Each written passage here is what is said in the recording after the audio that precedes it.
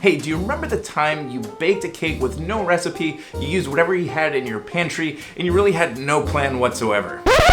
You're right, me neither. Yet that's how so many of us pianists, both beginner through professional, just sit down to practice from time to time and just tinker with whatever and just leave it to the next day. But just like we don't get a cake without following the proper recipe with the proper ingredients, we don't make as much progress as we could with piano, we don't generate that momentum, and we lose the excitement about sitting down to practice. But we're going to fix that in this video, so be sure to stick around because every component is essential. Today we're talking about SMART goals, the key to getting more out of every practice session, generating momentum you never thought possible, and creating excitement rather than groans every time you think about sitting down to practice the piano. Try this before every practice session for a few days and let me know how it goes in the comments below. So let's dive in. The S in SMART stands for specific. Too often we say that after a practice session we want our piece of music to be better. The problem is better means different things to different people. It could be playing with greater accuracy, it could be playing with more musicality, it could be fixing the rhythm. So you want to set a specific goal for your practice session where if you described it to somebody else, they know exactly what you're talking about. For example, a specific goal could be,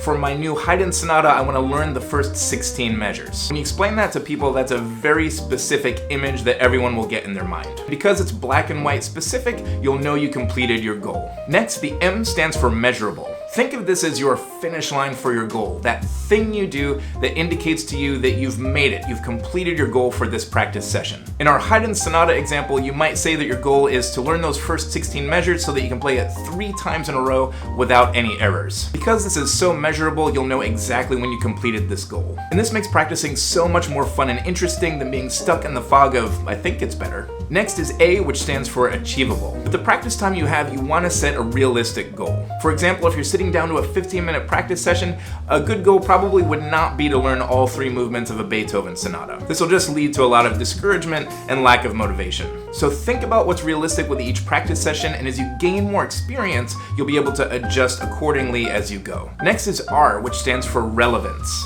This means practicing material that's relevant to your level of learning, or if you're much more experienced, then relevant to your own musical interests. This means if you're working with a teacher, consulting your practice notes, making sure you follow your teacher's guidance, and also make notes about any questions or challenges that you have along the way. Or if you have a lot of skill already, and it's just a matter of choosing which musical direction you want to take, then selecting and practicing music that makes you excited about the piano. And finally, we have T, that stands for time limit. Setting a timer for your practice session with all of these other goals we've set in mind can be a real motivator because you want to beat that clock. For longer term goals, setting deadlines like a recital performance or maybe a music exam are really important, otherwise we get lost in the fog of, I'll get it learned whenever. And whenever can be a really long time. If this has you excited about getting started with your new SMART goals and you want to get started right now, check out this video for a 15-minute guided practice session with me. I'll see you over there.